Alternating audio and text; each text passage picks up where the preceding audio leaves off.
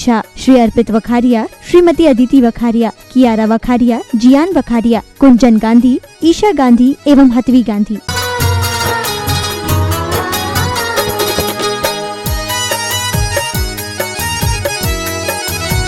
मिष्टि रस पूरित भोजन मिलने पर हो मुदित नहीं, अनिष्ट नीरस मिलने पर भी दुखित नहीं हो क्रोधित नहीं। समय सिंधु आचार्य हमारी यतियों के भी दर्पण है, मन सावच साव कुशा इनको नमन कोटि सार्पण है। ओम ब्रह्माचर्य परमेश्वर गुरु श्री समय सागर जी मुनीन्द्रभ्यो क्षुधारो विनाशनाय नैवेद्यं निरूपयामि परम ध्यान में दीपक उर में जलात्मिको जगा दिया, मोहित मेरे को मानस तल से पूर्ण रूप से भगा दिया।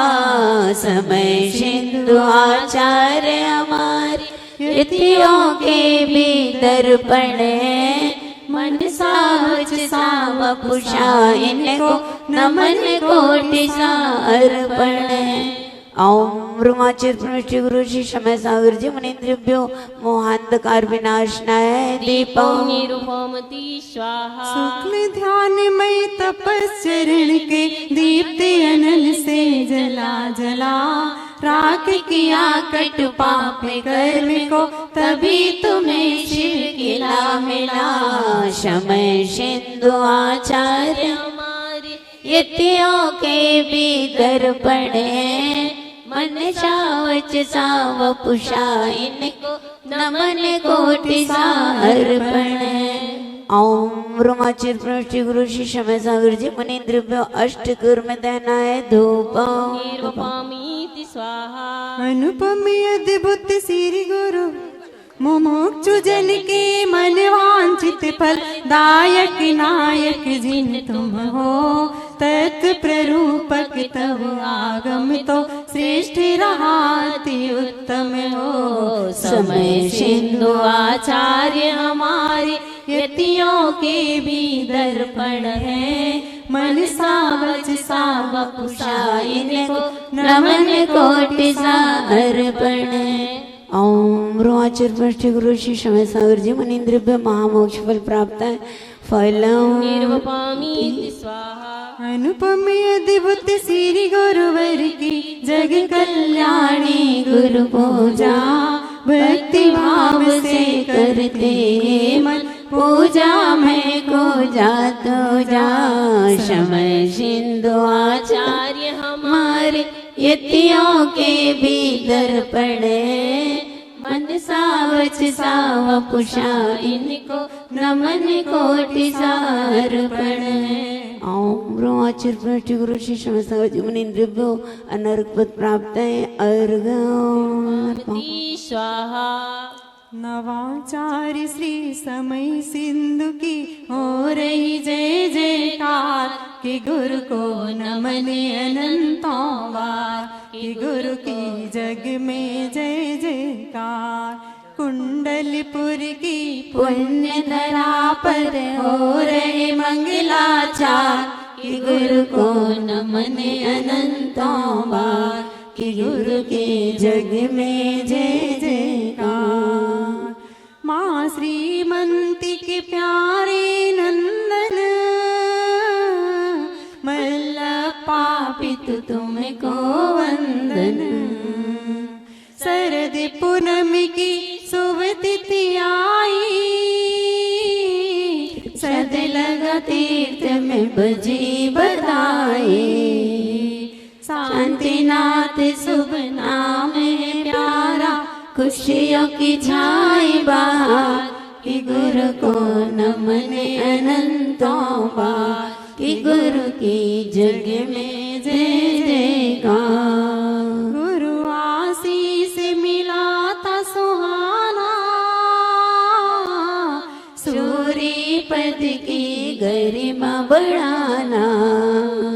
गुरु आसन पर उन्हें बिठाना, एक नया इतिहास रचाना। नगर नगर में गूंज रही है समय सिंधु जयकार, कि गुरु को नमन अनंतों बार, कि गुरु की जग में जय जयकार।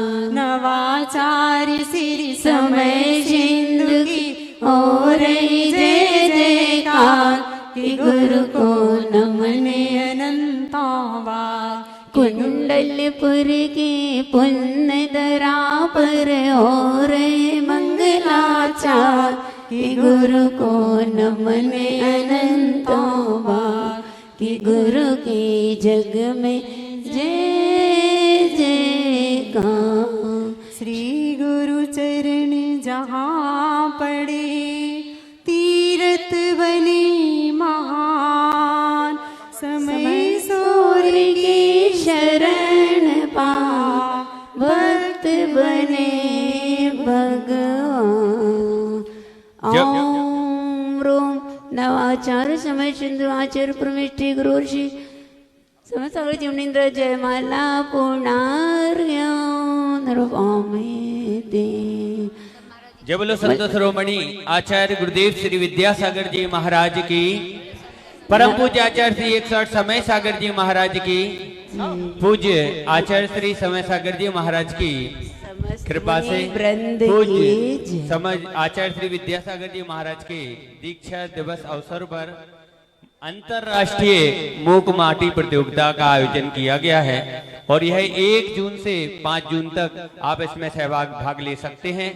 आचार्य श्री विद्यासागर मोबाइल ऐप पर भी विद्यासागर.गुरु और व्हाट्सएप चैनल पर भी आप और QR कोड यहाँ पर पोस्टर में लगा हुआ है, उसको भी आप स्कैन करके आप प्रतियोगिता में भाग ले सकते हैं। तो यह मूक माटी प्रतियोगिता जो आचार्य भगवान के द्वारा रचित है, ऐसी मूक माटी का आप स्वाध्याय करें और इस मूक माटी प्रतियोगिता से भाग लेकर के आप पूज्य आचार्य भगवान के जो उनका भाव रहा, जो उन्होंने अपने भाव व्यक्त किए, आप ऐसी मूक माटी प्रतियोगिता में भाग ले। अब सभी लोग अपने दोनों हाथों को जोड़कर घड़ी इधर रख दो ना, घड़ी इधर रख दो। शास्त्र में उदक चंदन टंडुल पुष्प कई चरुषुदीप शुदोप फलार्घ कई धवल मंगल गान रवा कुले जिन ग्रहे मुनिराज महम यजे। ओम हिम समस्त निर्यापक श्रवण समस्त मुनिराज तिनके चरणान्वित को मेरा मन वचन का ऐसे बारंबार नमस्कार उजलादि रकम नृपामि थी। और अब मंगल में अवसर है जब परम पूज्य मुनीश्वर जी के करकलों में शास्त्र समर्पण करने का मंगलमयी सौभाग्य अर्जित होगा। कौन सौभाग्यशाली भक्त होगा जो आज के इस मंगलमय अवसर पर पूज्य मुनीश्वर जी के करकमलों में शास्त्र समर्पण करने का मंगलमयी सौभाग्य अर्जित करना चाहिए। जय बोलो संत शिरोमणि आचार्य गुरुदेव श्री विद्यासागर जी महाराज की। अभी तक पार नहीं पाया तब विद्या सिंधु के जल कण से भव काल से धोने आया हूँ। आना जाना मिट जाए मेरा यह बंध काटने लाया हूँ। ओम परम पूज्य आचार्य भगवान गुरुदेव 108 श्री विद्यासागर जी महामहिंद्र जन्म जरा मृत्यु विनाशनाय जलम निरूपामिति स्वाहा। क्रोध अनल में जल जल करे अपना सर्वस्व लुटाया है। निज शांत स्वरूप न जान सका जीवन भर से भुलाया है। चंदन सम शीतलता पाने अब शरण आप की आया हूँ।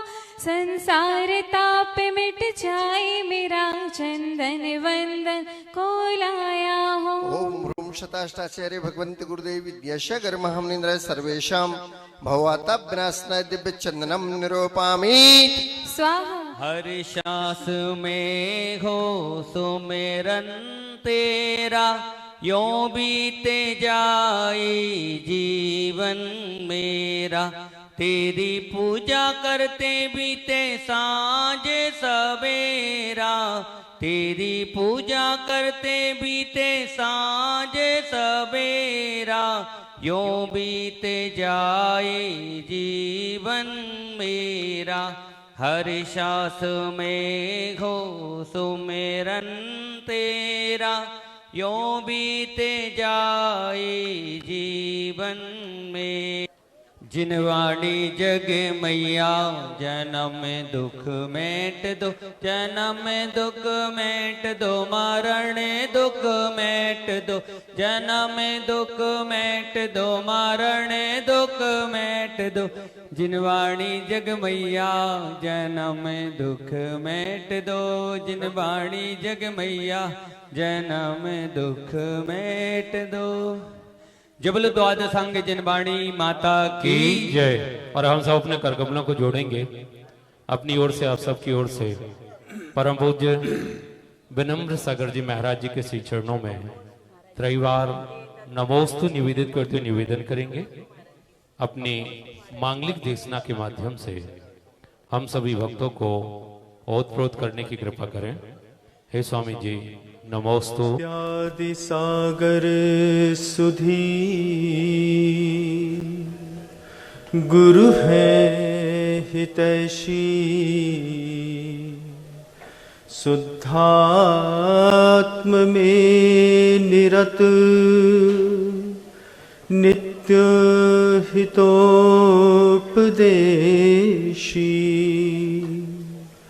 वे पाप ग्रीष्म ऋतु में जल है सयाने,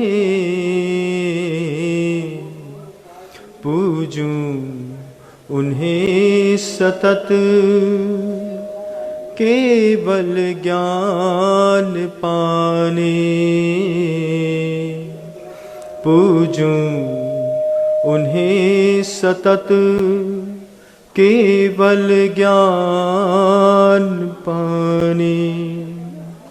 अहिंसा परमो धर्म की परम पूज्य आचार्य भगवंत गुरुदेव श्री विद्यासागर जी मुनिराज की जय। वर्तमान आचार्य परमेष्ठी गुरुदेव श्री समय सागर जी महाराज की जय। समस्त निर्यापक मुनि महाराजों की जय। समस्त मुनि संघ की जय। पूज्य विनम्र सागर जी महाराज जी की जय। हमारी किस्मत में जो नहीं है एक बार वो भी देख लेते हैं, और जो है एक बार वो भी देख लेते हैं। साधना करके साधु बनने के बाद, साधु बनने के बाद साधना करके कुछ आचार्य परमेष्ठियों ने, साधु परमेष्ठियों ने साधना के उस चरम को प्राप्त किया जिस चरम को प्राप्त करने के बाद अपनी हाथों की हथेलियों के पंजे से अगर समुद्र के पानी में हाथ मारें तो समुद्र का पानी खाली करने की ताकत पैदा कर ली। महाराज, अनछने पानी में कोई साधु परमेष्ठी हाथ डालते हैं क्या? प्रश्न उठता है। तो फिर हम यहां पर आपको संभावना सत्य दिखाना चाहते हैं। वो हाथ डाले या नहीं डाले ये बात की बात है, लेकिन साधना करके वो शक्ति प्राप्त करी कि अगर गहरे समुद्र में हथेलियों के पंजों से सिर्फ समुद्र के पानी में हाथ भी मारे तो पूरे के पूरे समुद्र के पानी को अलग कर दें, और नीचे के जितने भी रत्न हैं उस रत्नाकर में वो सारे के सारे रत्न सामान्य से सामान्य अवलोकन करने पर दिखाई देने लगे। साधना करके वो ताकत पैदा करी कि बड़े से बड़े पर्वत जो हैं बगल में खड़े होकर के वही मुनि महाराज धक्का मारे तो पर्वत चलायमान हो जाए। महाराज, ऐसा देखा तो नहीं है कहीं, निश्चित आपने नहीं देखा होगा। वही तो मैं कहना चाह रहा हूं कि जो हमने कभी नहीं देखा है एक बार उस पर भी नजर डालते हैं, और जो हम देख रहे हैं उस पर भी एक बार नजर डालते हैं। जब कभी भी आप जिनान जिताराति गणान गरिष्ठान ये सूत्र पढ़ते हैं, जब कभी भी आप 64 रिद्धियों में साधु परमेष्ठियों को नमस्कार करते हैं, नमो घोर पराक्रमाणम, घोर पराक्रम के धनी मुनि भी हो सकते हैं, आचार्य भी हो सकते हैं, दोनों हो सकते हैं। साधना के प्रभाव से वो शक्ति प्राप्त करी कि समुद्र के जल पे हाथ मार दें, 2-4 हाथों में पूरा समुद्र खाली कर दें, पर्वत में थोड़ा धक्का मारें तो पर्वत को चलायमान कर दें। ताकत है, करते नहीं। क्यों? बस वो साधना का चरम प्राप्त है। साधना का चरम तो प्राप्त है महाराज, साधना का स्रोत क्या है? प्रश्न उठता है। साधना का स्रोत है वही आत्मा। उसी आत्मा में जो हमारे अंदर विद्यमान है, जो आपके अंदर विद्यमान है, उसी आत्मा के कुछ ऐसे अभिनव प्रयोग करने के लिए उन मुनियों को जब कोई आचार्य निर्देशित करते हैं, क्या वो चीज है जिससे जीव उलझन भरे संसार से सुलझ जाता है। हम आप यहां बैठ करके मैं बोल रहा हूं, वक्ता स्वयं और सुनने वाले भी, दोनों अपने ऊपर दृष्टि डालिएगा। आपको लगता है कि मैं सुलझ गया हूं, तो यह भी एक उलझन वाला प्रश्न है, क्योंकि उलझन तो अभी भी जीवन में बहुत है। अगर ये कहूं कि आप घर के अंदर बैठ करके सुलझ गए हैं, तो यह भी एक उलझन वाला प्रश्न है, क्योंकि आपके जीवन में भी उलझने कम नहीं है। साधु जीवन बनने के बाद भी बड़े महाराज श्री आचार्य भगवंत ने जब प्रथम दिन यहां पर पधारे थे तो कहा था कि मोक्ष मार्ग जटिल तो है लेकिन कुटिल नहीं है। ये शब्द दिल में अंतस पे ऐसे बैठे कि पहली बारी में लगा कि गुरुदेव स्वयं आकर के बोल रहे हैं कि विनम्र, मोक्ष मार्ग जटिल तो है लेकिन कुटिल नहीं है। चेहरा देखा तो बड़े महाराज श्री बोल रहे थे। आचार्य महाराज के उन शब्दों पर जाकर के रात भर चिंतन किया, रात भर सोचता रहा, विचार करता रहा। और सोए कब? महाराज जी पूछ रहे हैं, सोए कब? सोना और चिंतन करना दोनों एक साथ चलता रहता है महाराज जी। जैसे सपनों में कोई चीजें चलती रहती हैं, तो चिंतन भी कई बार स्वप्न में चलता रहता है। बड़ा अच्छा लगा बड़े महाराज जी का वो शब्द कि मोक्ष मार्ग जटिल तो है बंधु लेकिन कुटिल नहीं, लेकिन उस जटिलता से मुक्ति दिलाने वाले आचार्य होते हैं। इस बात को ध्यान रखिए। हम जिस वातावरण में रहते हैं, उस वातावरण में रहते रहते रहते जब हम थक जाते हैं, तो उस वातावरण में पवित्रता पैदा करते हैं आचार्य। क्योंकि हम उस वातावरण में पवित्रता पैदा नहीं कर पा रहे, तो हम आचार्य परमेश्वर की शरण में जाकर के बोलते हैं, भगवान कुछ ऐसा पवित्र माहौल। गुरुदेव से भी ऐसे ही पवित्रता की आकांक्षा के साथ जब भव्य लोग पहुंचते हैं। मुझे याद है डोंगरगढ़ में जब मैं था, गुरुदेव ने एक ज्यादा समझदार बनने वाले बच्चे से प्रश्न पूछ लिए। वो बच्चा वहीं दुर्ग तरफ का था, नाम मैं उसका जानता हूं लेकिन बोलना मुझे अच्छा नहीं लगेगा।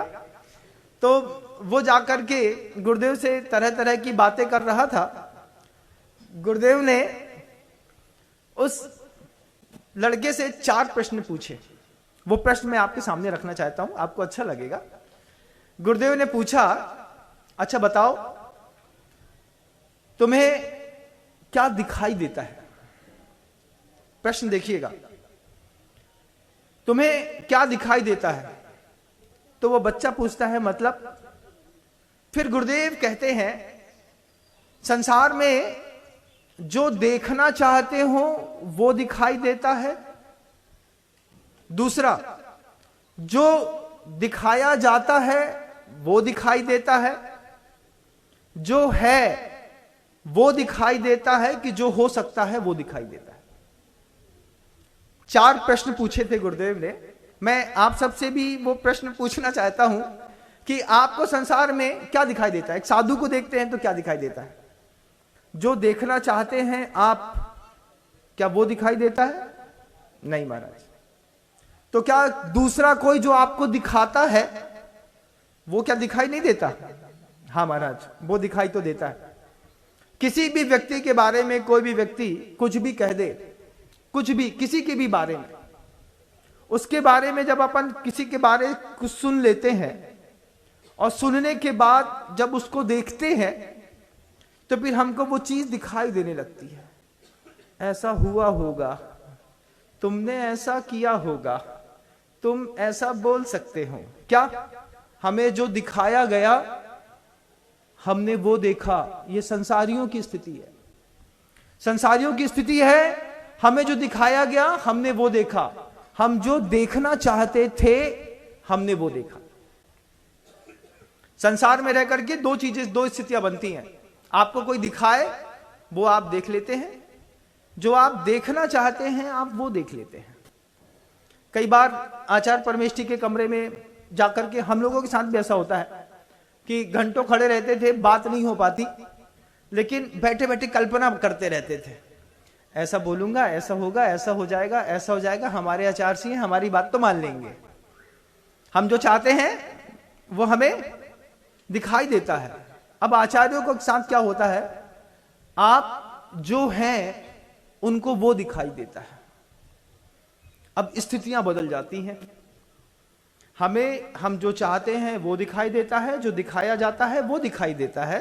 गुरुदेव को जो है वो दिखाई देता है, और जो आपके साथ अच्छा हो सकता है वो दिखाई देता है।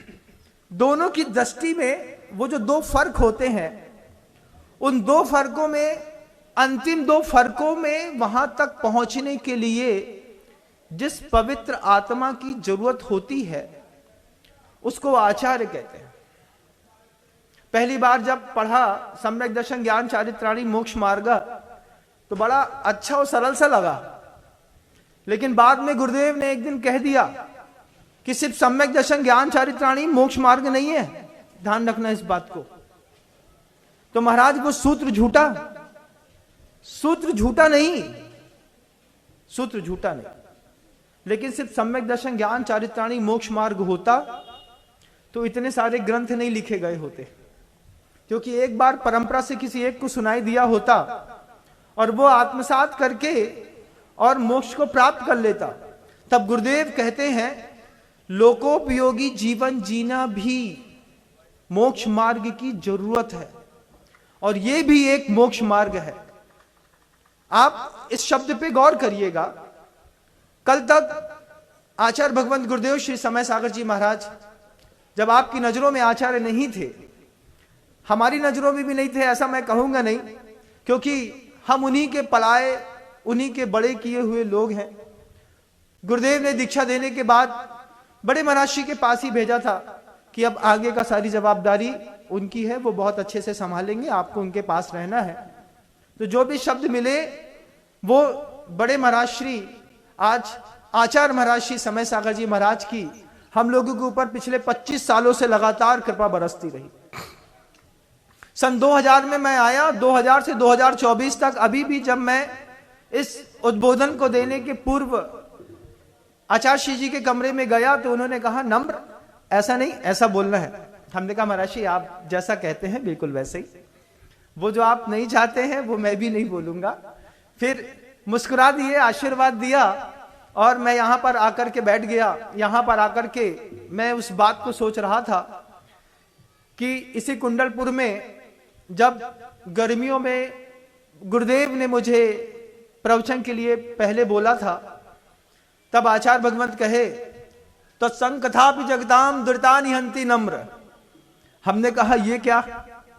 गुरुदेव बोले कि प्रवचन नहीं बोलते उद्बोधन को, उस उद्बोधन को धर्म कथा कहते हैं। और कैसी धर्म कथा कि किसी साधु के मुख से निकले तो तत्संकथापि जगताम दुरितानि हंति, तुम्हारा वो प्रवचन किसी का दुरित हर ले, तब उस उद्बोधन की, उस धर्म कथा की सार्थकता है।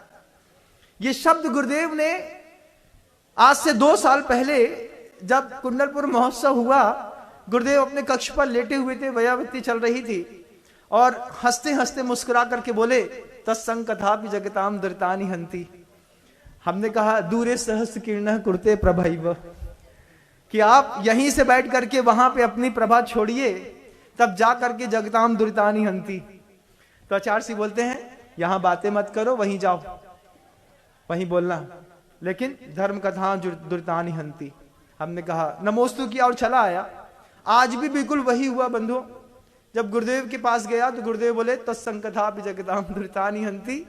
वहीं पे गला सब भरने लगा कि गुरुदेव की भाषा गुरुदेव को कैसे आ रही है। जब ये देखा फिर बाद में बार बार सोचता रहा, हो सकता है सिंहासन की महिमा हो। इस सिंहासन की महिमा भी बड़ी अद्भुत है। शब्द बहुत सीमित होते हैं, समय भी सीमित होता है। कुछ छोटी छोटी बातों को बताकर शब्दों को विराम भी दूंगा। गुरुदेव से फिरोजाबाद में एक बहुत बड़े प्रोफेसर साहब ने चातुर्मास के दौरान पूछा, वो बात आप लोग गौर करिएगा कि नया नया सिंहासन बनकर के आया था। आचार्य महाराज सिर्फ 32-31 साल की उम्र पे थे। केशलोच किया था तो चेहरा बिल्कुल सूरज के जैसा चमक रहा था गुरुदेव का। चमकते हुए सूरज में जब बिल्कुल गुलाबी हाथ उठा करके आशीर्वाद देते, और बिल्कुल नया सिंहासन था। नए सिंहासन पर बैठ करके दूर से देखने पर ऐसी अद्भुत मुस्कान के साथ गुरुदेव की वह औदारिक शरीर इतना सुंदर दिख रहा था कि प्रोफेसर साहब पास में आकर के मुस्कुरा करके गुरुदेव से पूछते हैं, गुरुदेव मुस्कुरा रहे थे, गुरुदेव से पूछते हैं, आचार्य महाराज सिंहासन का आनंद तो आता होगा ना। पूछ लिया गुरुदेव से कि सिंहासन में बैठने का आनंद तो आता होगा। आचार्य भगवंत तुरंत मुस्कुरा करके कहते हैं, आनंद सिंहासन में बैठने का नहीं है, हाथ में पिच्छी का है, ध्यान रखिएगा। इतनी जल्दी आप जवाब नहीं सोच सकते जितनी जल्दी गुरुदेव ने जवाब दे दिया कि सिंहासन में बैठने का आनंद नहीं है, आनंद तो मेरे पास मेरे गुरु की दी हुई इस पिच्छी का है। इस पिच्छी के आनंद से मेरे चेहरे पर मुस्कुराहट रहती है। आपको लगता है कि नए सिंहासन पर बैठने से मुस्कुराहट रहती है। ये बात उस वक्त आचार्य महाराज ने फिरोजाबाद में कही थी, वो बात आज भी लागू है बंधु। आज भी आपको लगे कि चमचमाते हुए सिंहासन पर बैठने पर बड़ा आनंद आता है, तो ध्यान रखिएगा, आनंद तो सिर्फ बड़े बड़े आचार्यों को उनकी पिच्छियों का आता है। उनको जब पिच्छी हाथ में उठाते हैं तो याद रहता है कि मैं भले किसी का भी गुरु बन गया हूं, लेकिन ये पिच्छी मेरे गुरु ने मुझको हाथ पे दी है। वो लगातार जीवन पर्यंत उनके हाथ की दी हुई पिच्छियां आचार्य परमेष्ठियों के हाथ में रहती है। फिर आप वो कमाल देखिएगा जिसकी शुरुआत मैंने करी थी, नमो घोर परक कमाड़म की ताकत आ गई हथेली से पूरा समुद्र खाली करने की, धक्का देने पर एक पर्वत को हिला देने की। ऐसे एक दो नहीं, कई आचार्य इस षष्ठी पर हुए बंधुओं। हमने वो अपनी आंख से नहीं देखे। जब हमने पढ़ा कि किसी आचार्य परमेष्ठी के शरीर से होती हुई हवा किसी श्रावक को लगी तो वो श्रावक का रोग दूर हो गया। ये भी साधना का चरम था, लेकिन आया कहां से? हमने सुना कि किसी आचार्य महाराज ने किसी श्रावक के घर में पात्र के जो नीचे पात्र रखा रहता है, उस पात्र में थोड़ा सा थूक दिया या पसीना गिर गया तो उनके पसीने और थूके हुए थूक में भी औषधि रिद्धियों के साथ एक मुनि का जीवन होता है। एक मुनि क्या गजब की चीज होती है। आप देखो ना एक बार कि सियार जाकर के, सियार समझते हो, दिन और रात के भेद के बिना जो मांस में पड़ा रहता है, खाता रहता है, वो सियार भी ऐसे आचार्य परमेष्ठी के सामने जाकर के रात्रि भोजन का त्याग कर देता है। समझते कम समझते आचार्य परमेष्ठियों को। लगता है कोई जरूरत नहीं है, लगता है अपने हिसाब से जिंदगी जी लेंगे। लेकिन देखिएगा कि गुरुओं के साथ रह करके साधु जीवन में कितना कुछ मिलता है। और जो लगातार 45 साल तक आचार्य भगवंत गुरुदेव श्री विद्यासागर जी महाराज की छाया बन करके रहे हैं, संबंधों की कितनी गहराई होगी एक बार आप देखना। याद है मुझे मूलचंद जी लोहाड़िया साहब ने बीना बारह में जब गुरुदेव से कहा कि हर कमरे में साधु, हर कमरे में श्रावक, हर कमरे में हंसी मजाक हो रहा है, ये साधु क्या खाक साधना करेंगे? ये शब्द मूलचंद जी लोहड़िया जी ने, पंडित जी ने गुरुदेव से कहे। गुरुदेव ने कहा कि पंडित जी, ये जो साधु दीक्षित हुए हैं, ये मेरे भरोसे अपना घर छोड़ करके आए, इनको पार लगाना मेरी जवाबदारी है, इनकी जवाबदारी नहीं है। ये शब्द गुरुदेव ने कहे और गुरुदेव चले गए। तो लगता है कि हम और आप अधर में हैं, ऐसा लगता है? नहीं, संबंधों की वो गहराई थी गजब की कि नाव जिस पतवार को खे रहे थे गुरुदेव, वो पतवार समय सागर जी महाराज जी के हाथ में दी कि मेरे शिष्य हैं, इनको पार लगाना तुम्हारी जवाबदारी है, तुमको आचार्य बना करके जा रहा हूं। जब इतनी गहराई संबंधों में होती हो, तब जाकर के उस सिंहासन पर फूल फलों से जो लदे घनी छांव के वृक्ष और शरणागत को शरण दे। हम हमारे साथ क्या, हमको करना क्या है? हमको सिर्फ शरणागत होना है। शरणागत को शरण दे शमणों के अध्यक्ष। वो पूरी इस श्रमण संप्रदाय के जो अध्यक्ष बन करके उम्र के उस पड़ाव में बैठे हैं, जिस पड़ाव में आदमी कुंद कुंद का जीवन जीना पसंद करता है, आचार्य भगवंत ने उस उम्र में उनको समंत्रबद्ध बनने के संकेत देकर के गए। समंत्रबद्ध महाराज का जीवन ओजस्वी था, कुंद कुंद भगवान बिल्कुल शांत स्वभावी थे, लेकिन हमारे गुरुदेव श्री समय सागर जी महाराज तपस्वी, तेजस्वी, दिव्य, भव्य और नव्य के साथ शांत भी हैं। बंधुओं, एक साथ सब कुछ एक जगह पर मिल जाना बड़े सौभाग्य की बात होती है। हम सबको फिर मिल गए, हम सबको गुरुदेव क्या मिले। अभी ऐसा लगता है जो थोड़ी बहुत गर्मियों में बादल आते हैं, इनसे भी कुछ उम्मीदें लोगों को हो जाती हैं, लेकिन गर्मियों के बादल किसी काम के नहीं। और आचार्य तो बारिश के वो काले बादल होते हैं जो गरजते बिल्कुल भी नहीं। समझते हो? शब्दों को फिर से बोलूं, आचार्य महाराज गरजते बिल्कुल भी नहीं और बरसते इतना है कि तुमको तृप्त करके जाएंगे।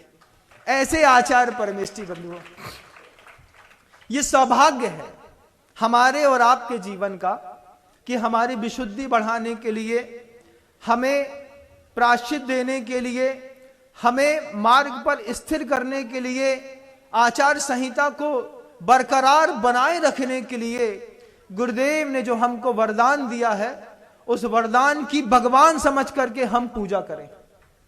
आचार परमेष्ठी की वरदान समझ के नहीं, भगवान समझ करके पूजा करें, यह हमारा दायित्व है। आचार्य भगवंत ने पपौरा में एक बात कही थी, वो बात भी मैं आप सबसे कहना चाहता हूं। आज प्रासंगिक है तो बोल देता हूं, 2-5 मिनट का समय है बस मेरे पास। गुरुदेव ने कहा कि पात्र के बिना पानी टिक नहीं सकता।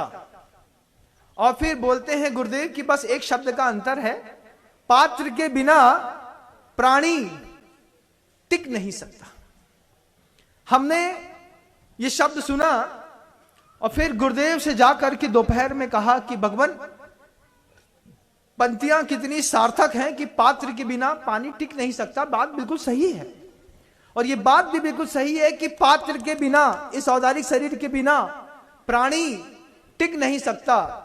हमने जो गलतियां अपने गुरुदेव के साथ की हैं, मैं पूरी दुनिया के लोगों से निवेदन करना चाहता हूं कि नए आचार्य परमेष्ठी के साथ आप वो गलतियां ना करिए। क्या महाराज हम कोई गलती करते हैं ना? देखो ना, जब गुरुदेव खुद कहते हैं कि पात्र के बिना प्राणी टिक नहीं सकता, तो फिर हमारी जवाबदारी है कि जिस पात्र से और जिस भव्य आत्मा से हमारे जीवन का चरमोत्कर्ष उत्थान और विशुद्धि स्थान हमको मिलते हैं, उनके भोजन आहार इत्यादि के समय हम उपद्रव न मचाएं। उपद्रव मचाते हैं ना? क्या आचार्य महाराज को आहार देना है 1 ग्रास, अब उपद्रव सुनो, धूम धड़ाका शुरू। एक आदमी यहां से, एक आदमी यहां से, दिग्देशे खगा इत्ते सम बसंती नगे नगे, हर तरफ से प्राणी आता है और आचार्य परमेष्ठी के चौके में घुसना चाहता है। अब वहां हवा नहीं, वहां पर विशुद्ध स्थान नहीं, सोला खराब कर दिया, शुद्धि बोली नहीं, पैर धोया नहीं, हाथ धोया नहीं, बस हमें तो एक मैदान जंग में उतर गए हैं। उतर करके कहीं ऐसा तो नहीं कि आपके एक ग्रास के देने के चक्कर में किसी का पात्र टूटता हो। अगर आपके रोज के एक एक दिन के आहार दान की इस तरीके की दुर्व्यवस्था से गुरुदेव का यह औदारिक शरीर रूपी पात्र रोज थोड़ा थोड़ा भी छिन्न छिन्न भिन्न भिन्न हुआ, तो फिर ध्यान रखिएगा दोबारा ऐसे दर्शन अब विश्व में कहीं नहीं होंगे। जो एक बार गलती कर दी, आचार्य परमेश्वर के साथ तो मैं देखता चला आया जीवन भर, 55 सालों तक गुरुदेव कभी आहार के लिए जाना चाहते, जहां जाना चाहते वहां कभी जा नहीं पाए, और जो लेना चाहते वो कभी ले नहीं पाए। कभी उनने सोचा कि साफ शुद्ध उबला पानी पी करके आ जाऊं, तो मुझे ऐसा लगा कि कभी गुरुदेव को साफ शुद्ध उबला पानी भी हम अपनी अति भक्ति के कारण दे नहीं पाए। अति भक्ति में महाराज सोने का पानी है, चांदी का पानी है, तांबे का पानी है, आप ले लो, स्वास्थ्य अच्छा रहेगा। लेकिन कभी उनके अंतर मन से नहीं पूछा कि भगवान आपके अंतर मन में भी तो कुछ होता होगा ना, आपको भी तो लगता होगा कि आज सिर्फ हमें दाल चावल ही लेकर के आना है। लेकिन हम शुरुआत से लग गए बाफला हाथ में ठूसने में, और हमने दिया, और गुरुदेव ने बड़ी मजबूरी के साथ यथालब्ध का नियम लेकर के अब जो मिला किस्मत है गाड़ी चलाने के लिए। साधु ने तो सीख लिया, ओघन है, गर्त पूरन है, गोचरी वृत्ति है, हम करके चले आए। लेकिन हमारी थोड़ी सी नासमझी ने जैसे पूज्य गुरुदेव के उस पात्र को, लगता है मुझे कई बार कि हमारी आपकी गलतियों के कारण गुरुदेव ने देह विसर्जित कर दिया। मैं आपसे वो बात कहना चाहता हूं पूरी दुनिया के लोगों से कि आचार्य परमेष्ठी के जब कभी भी कहीं भी आहार हो रहे हो, 15 फीट दूर खड़े हो जाओ, उनके चौके में हवा आने दो, जाने दो, हाथ जोड़ो, गुरुओं से प्रार्थना करो कि भगवान मेरे आचार्य परमेष्ठी का आहार निरंतराय हो जाए, क्योंकि पात्र के बिना पानी टिक नहीं सकता और पात्र के बिना प्राणी टिक नहीं सकता। हमारी थोड़ी सी अति भक्ति कहीं ऐसा तो नहीं कि हमारे आचार्य परमेष्ठी के पात्र को खराब करती है, लेकिन हम जबरदस्ती घुसते। हमको लगता जवान लड़के की जठाग्नि में और बूढ़े वृद्ध की जठाग्नि में अंतर होता कि नहीं। जवान बच्चे से पूछो क्या खाना है, तो वो कभी घर की दाल रोटी नहीं खाता, पिज्जा, बर्गर, चाउमीन, कचौड़ी, पोहा, चाय, कॉफी, दुनिया भर की चीजें। मां कहती है आके, महाराज घर का खाना ही पसंद नहीं है। अब आप ठहरे जवान बच्चे, आपको लगता है बड़ा स्पाइसी दे दे, अपने गुरु को बड़े स्वस्थ हो जाएंगे, 2 चम्मच घी और मिला दो। पूछा ही नहीं कि हो सकता है घी ज्यादा देने से पेट में कृमि पड़ती हो सकता है लीवर खराब होता हो सकता है कि पेट में गैस बनती हो, अफरा होता हो, दस्त लगते हो।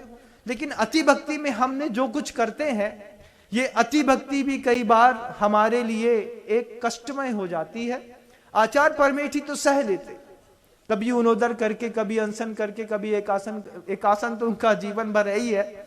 लेकिन हम अपनी कल्पनाओं में भी देखिएगा बंधुओं, दूर तक आज जो मेरी आवाज जा रही है, आप सबकी इच्छा हार्दिक होगी कि नए आचार्य परमेष्ठी को हम आहार दान दें।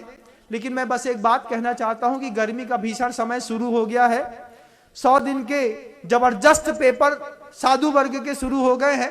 पैर में फोले छेले, चेहरे पे मुस्कुरान, बहता हुआ पसीना, ये सब एक साथ चलने वाला है बंधुओं। बस शब्दों को विराम दूं, मेरा समय खत्म हो गया। लेकिन आप प्रार्थना करिएगा, जहां कहीं से भी आप रहते हो, हाथ जोड़कर कि मेरे आचार्य परमेष्ठी जिसके यहां भी आहार करें, भगवान उनका आहार निरंतराय हो, उनके अनुकूल मिले, उनके मनोनुकूल मिले, जिससे उनका शरीर स्वस्थ रहे और हम सबको प्रायश्चित, हम सबके लिए प्रतिक्रमण के विशुद्ध स्थान जो गुरुदेव दे करके गए हैं वो बना रहे। शब्दों को विराम दूंगा, पुनः प्रयास करूंगा। गुरुदेव श्री विद्यासागर जी मेरे राज की जय। इस कार्यक्रम के पुण्यार्चक थे श्री जयेश भाई जसवंत लाल शाह, श्रीमती रूपाबेन शाह, श्री अर्पित वखारिया, श्रीमती अदिति वखारिया, कियारा वखारिया, जियान वखारिया, कुंजन गांधी, ईशा गांधी एवं हतवी गांधी।